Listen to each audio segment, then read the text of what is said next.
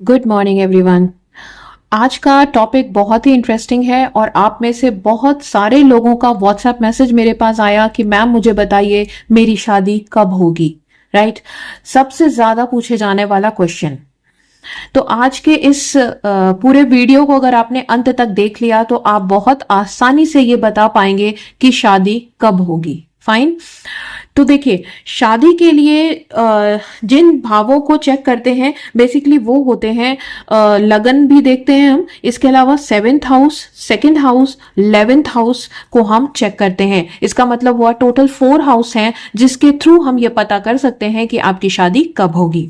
तो सबसे पहले हम ये देखते हैं, जो मेन 7th हाउस होता है वो हमारा ये बताता है कि जो शादी का जो मेन फर्स्ट मैरिज आपकी हम 7th हाउस से देखते हैं। इसके अलावा जो सेकंड हाउस है ये आपके फैमिली को, कुटुंब को बताता है, तो हम इसको भी चेक करते हैं। और इसके अलावा ये है 11th हाउस। 11th हाउस से आपकी इच्छाओं की पूर्ति का हाउस कहा जाता है। तो शादी करना आपकी इच्छा है और उसकी पूर्ति कब होगी ये भी, इसको देखने के लिए हम 11th हाउस का भी विवेचन करते हैं। इसके अलावा लगन, लगन का भी हम एनालिसिस करते हैं। क्यों?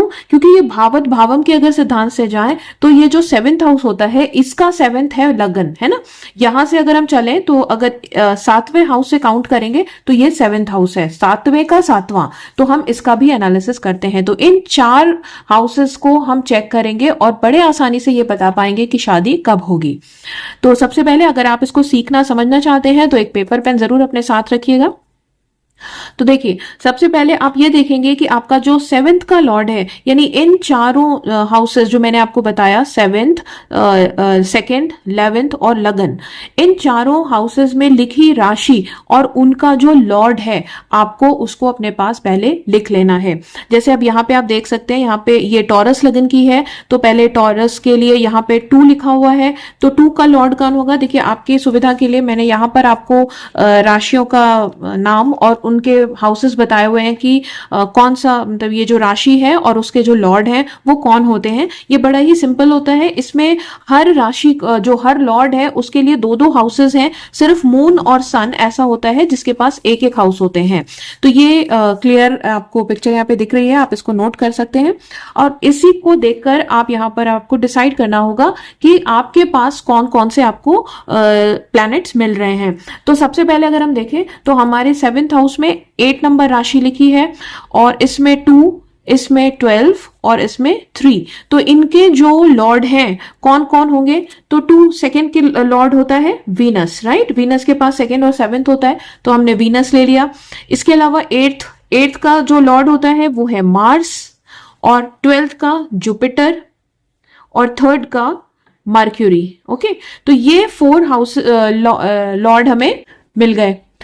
इन 4 के अलावा हमें ये देखना है, देखिए इसमें एक कंडीशन होती है कि जो शादी कराने वाले मेन जो प्लैनेट होते हैं वो होते हैं जुपिटर और वीनस।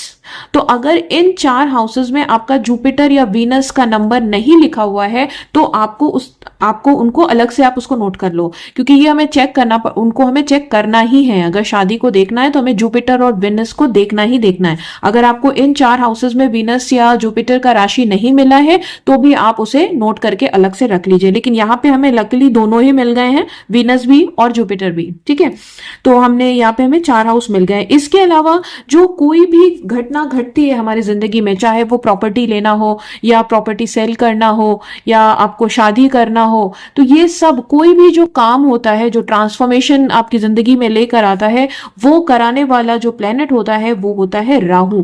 तो हमें राहु की स्थिति भी अपनी कुंडली में चेक करनी पड़ेगी। ठीक है, तो सबसे पहले तो हमने ये सारे ग्रह निकाल लिए, राहु को भी लिख लिया। अब इसके बाद हमें क्या करना है? हमें अपना दशाएं देखनी है।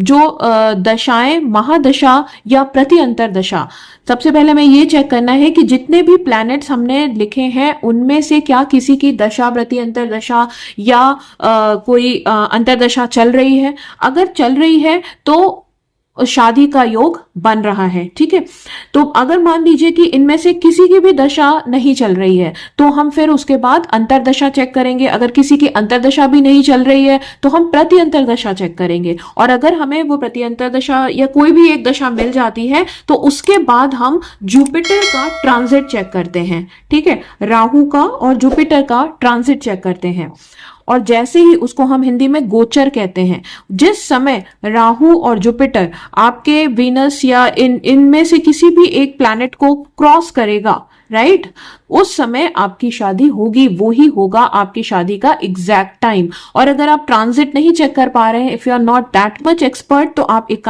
कम से कम एक टेंटेटिव पीरियड तो आप निकाल ही सकते हैं। वो कैसे कि आप अब जो सॉफ्टवेयर होता है वो बिल्कुल फ्री होता है, आप उसको ले सकते हैं और उसमें जो आपका चार्ट आता है उसके थ्रू आप ये देख सकते हैं कि आपका कौन सी दशा या अंतरदशा या प्रति अंतरदशा आपकी चल रही है, और आप एक टेंटेटिव पीरियड तो जरूर ही जान सकते हैं। लेकिन उसमें ट्रांजिट का भी एक पार्ट होता है, आप उसमें ट्रांजिट देख सकते हैं कि किस वक्त जुपिटर का गोचर हो रहा है। जिस वक्त ये ट्रांजिट हो रहा होता है और जब कोई घटना घटती है तो राहु का भी ट्रांजिट उसमें जरूर हम चेक करते हैं। इन दोनों का इन्वॉल्वमेंट उसमें देखने के बाद ही जुपिटर, अगर जुपिटर का हो रहा है या वेनस का हो रहा है या राहु का हो रहा है, इन ट्रांजिट्स के अकॉर्डिंगली ही आप प्रेडिक्ट करते हैं कि आपकी शादी कब होगी।